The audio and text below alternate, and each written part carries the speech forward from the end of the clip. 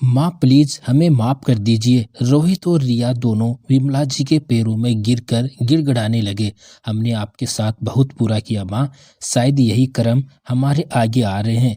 आपके पोता और पोते की पत्नी ने हमें घर से निकाल दिया। माँ अब हम कहाँ जाएंगे? बस कुछ दिन के लिए हमें इस घर में जगह दे दीजिए। हम आपसे हाथ जोड़कर विनती करते। नहीं माँ, इनके घड़ियाली आंसू देकर इन पर तरस खाने की कोई जरूरत नहीं है। और भैया भाभी, आप भूल गए कैसे आप दोनों ने मम्मी पापा का अपमान करके उन्हें घर से निकाला था? उन्हें रोटी तक खाने को नहीं देते थे। वह सब भूल गए तुम दोनों? और वैसे भी यह मेरा घर है, कोई धर्मशाला नहीं। निकलो अब यहाँ से। दीदी आप तो प्लीज ऐसा मत कहिए। मैं किसी की दीदी नहीं हूँ और ना ही यहाँ कोई तुम्हारी माँ रहती है। हमने उस दिन ही आप दोनों से सारे रिश्ते तोड़ दिए थे, जिस दिन तुम दोनों ने हमारे रिश्तों का खून कर दिया था। तुम जैसे लोगों के साथ ऐसा ही होना चाहिए। जाओ अब यहाँ से। नीरू ने अपने भाई भाभी को घर से बाहर निकालकर दरवाजा बंद कर दिया। नीरू रोते रोते वह दिन याद करने लगी जब नीरू उस दिन घर आई थी और उन्होंने उसे और मम्मी पापा को घर से धक्का मारकर निकाला था। उस दिन को याद कर वह अतीत की यादों में खो गई। नीरू फोन सुनते ही अपने माँ बाप के घर की तरफ दौड़ी। अरे बहू क्या हुआ? आती हूँ मम्मी जी, आकर बताती हूँ। नीरू का दिल बड़ी जोर से धड़क रहा था। भागती दौड़ती घर पहुंची तो वहां वही हो रहा था जो उसने फोन पर सुना था। माँ गिड़गिड़ाती हुई भाभी के पैरों में बैठकर बोल रही थी, बहू हमें घर से मत निकालो, हम कहाँ जाएंगे? तेरे बाबूजी से अब अच्छे से चला भी नहीं जाता। लेकिन भाभी को माँ पर बिल्कुल भी तरस नहीं आया और पैर से उन्हें पीछे धकेल दिया। अरे मर क्यों नहीं जाते तुम दोनों? क्यों हमारी छाती पर मूंग दलने के लिए बैठे हैं? ये सब देख नीरू के पांव तले जमीन खिसक गई और उसने एक जोरदार तमाचा अपनी भाभी के गाल पर रख दिया। नीरू को वहां देख उसकी भाभी एक कदम से सक पका गई। दीदी आप यहाँ? आप तो 2 दिन के लिए शहर से बाहर गई थी, फिर यहाँ कैसे? अच्छा हुआ नहीं गई और मेरी ट्रिप कैंसिल हो गई। अगर मैं चली जाती तो आपका यह असली चेहरा कभी नहीं देख पाती। दीदी ऐसा नहीं है, खबरदार अगर झूठ बोलने की कोशिश की तो मैंने खुद अपनी आंखों से देखा है। मम्मी पापा से पहले तो उनकी सारी जायदाद छीन ली और यहाँ उन्हें अपने घर में लाकर घर का नौकर बना रखा है। दीदी आप मेरी पत्नी से ऐसे कैसे बात कर सकती है? एक थप्पड़ की गूंज से रोहित का सिर भिन-भिना गया। खबरदार अगर मुझसे एक शब्द में निकाला तो तुम दोनों की हिम्मत कैसे हुई माँ बाबूजी के साथ ऐसा करने की? भूल गए तुम कितनी मुश्किलों से, कितनी लाचारी में मम्मी पापा ने हमें पढ़ाया लिखाया था। खुद भूखे रहे लेकिन हमारी हर एक इच्छा पूरी किया करते थे। रात रात भर बाबा मेहनत करते थे और माँ घरों में बर्तन साफ करती थी। आज तुम जो भी हो सब माँ बाबूजी की वजह से हो। सब एहसान भूल गए तुम उनके? नीरू नम आंखों से बोली, एहसान? एहसान कब तक इनका एहसान चुकाता रहूंगा? और जो इन्होंने किया है वह हर माँ बाप अपनी औलाद के लिए करते हैं। कोई अनोखा नहीं किया इन्होंने। अरे गांव से उठाकर इन्हें यहाँ लाया, अपने घर में रखा, लेकिन माँ को यहाँ भी चैन नहीं।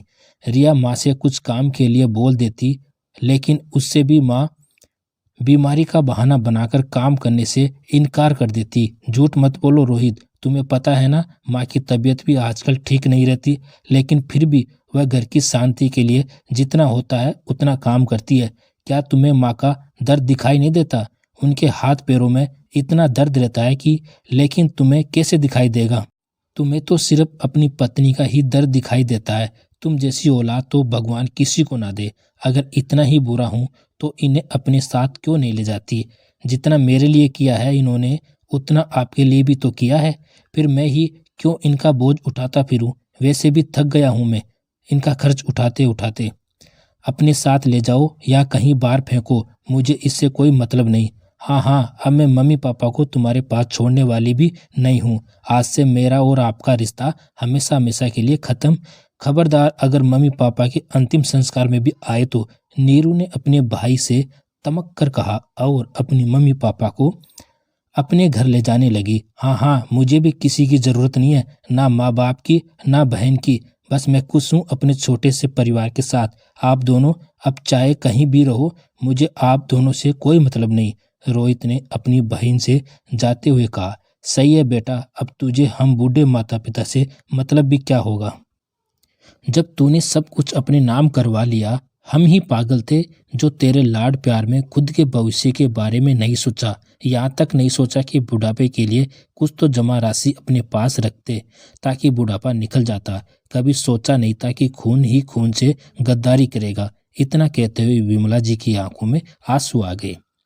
तुम क्यों रोती हो माँ, अभी तुम्हारी बेटी जिंदा है। आज भी रोहित के कानों में अपने लाचार माता पिता के शब्द गूंज रहे थे, जिनसे रोहित ने धोखे से सारे जमीन जायदाद अपने नाम कर ली थी। लेकिन कहते हैं ना, जिसने किसी के साथ बुरा किया उसका भी कभी ना कभी बुरा होता है। जिस धोखेधड़ी से उसने अपनी मम्मी पापा से सब कुछ छीन लिया था, अब कुछ ऐसा ही उसके साथ भी होने वाला था। उसी पैसों से उसने अपने एक घनिष्ठ मित्र के साथ व्यापार शुरू किया, पर उसे क्या पता था यह नया व्यापार ही उसकी बर्बादी का रास्ता होगा। समय आगे बढ़ने लगा, रोहित का बेटा भी बड़ा हो गया, लेकिन दोस्तों के साथ शुरू किया व्यापार में उसे दिन पर दिन घाटा होने लगा। बैंक का कर्जा सर चढ़ने लगा। वह यह सोचकर और कर्ज लेने लगे कि सब ठीक हो जाएगा, व्यापार अच्छा चलेगा, और हुआ उसके विपरीत। वह सर से लेकर पांव तक कर्ज में डूब गया। इस बुरी हालात में रोहित के साथी ने भी अपना रंग दिखाना शुरू कर दिए और वह अपनी जिम्मेदारी से हाथ झटकने लगा। धीरे धीरे अब रोहित अकेला पड़ने लगा। जिस दोस्त के साथ मिलकर एक व्यापार शुरू किया, आज वही दोस्त मुसीबत में अपना फायदा करके रोहित को अकेला छोड़ गया। सारा कर्जा, सारा नुकसान अकेले रोहित के सर पर आ गया। दिन रात जेल जाने का डर उसे सताने लगा। वह भगवान से दुआ करने लगा कि हे भगवान, इस मुसीबत से निकाल दे। बस रोहित का बेटा भी अब बड़ा हो चुका था। अपने पिता को चिंता में देख उसने अपने पिता से बात की, सारी बातें समझ ली, क्या क्या माजरा है। लेकिन बेटा बाप से भी 2 कदम आगे निकला। उसने अपने पिता से कहा, पापा आपने तो अपने कर्म कर लिए, मेरे पास एक रास्ता है। रोहित ने कहा, जल्दी बताओ बेटा, क्या रास्ता है। रोहित का बेटा बोला, पापा अगर कभी आपको जेल जाना पड़ेगा, बैंक आपसे कर्ज वसूली करने आए, तो आपके नाम जो भी चीजें हैं वह सारी चली जाएगी। यह बंगला, गाड़ी, हमारा फार्म हाउस, सभी। इलाज यह है कि ये सारी चीजें आप जल्द से जल्द मेरे नाम कर दीजिए ताकि बैंक इसे सील ना कर सके। व्यापार का नुकसान तो हम भरपाई नहीं कर सकते, पर कम से कम हमारे पास जो है उसे तो बचा सकते हैं। भावनाओं में डूब और अपने बेटे पर विश्वास कर रोहित ने सब कुछ अपने बेटे के नाम कर दिया। अब रोहित के पास अपना खुद का कुछ भी नहीं बचा था।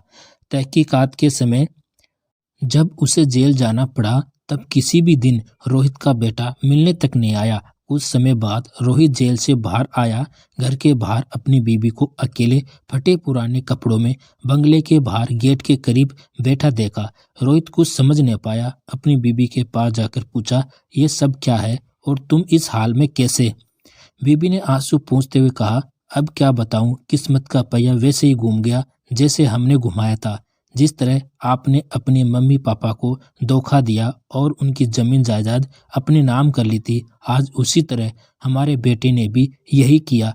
यहाँ तक कि वह सब कुछ बेचकर इस शहर से दूसरे शहर चला गया, जहाँ उसने अपनी नई शुरुआत कर ली। रोहित को समझ में आ गया था कि जैसे उसने अपने माँ बाप के साथ किया, आज उसके साथ भी वही हो रहा है।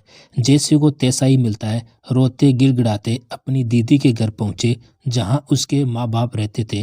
रोहित माँ के पैरों में गिरकर माफ़ी मांगने लगा, लेकिन माँ ने उन्हें माफ़ नहीं किया और दीदी ने उन दोनों को अपने घर से निकाल दिया, जैसे उन्होंने निकाला था। अपने माँ बाप को आज उनके बेटे ने भी वही किया। दोनों पति पत्नी किसी मंदिर में जाकर रहने लगे, भगवान से अपनी गलती का प्रायश्चित करने लगे। तो दोस्तों, कहानी कैसी लगी कमेंट करके जरूर बताना। आपका धन्यवाद।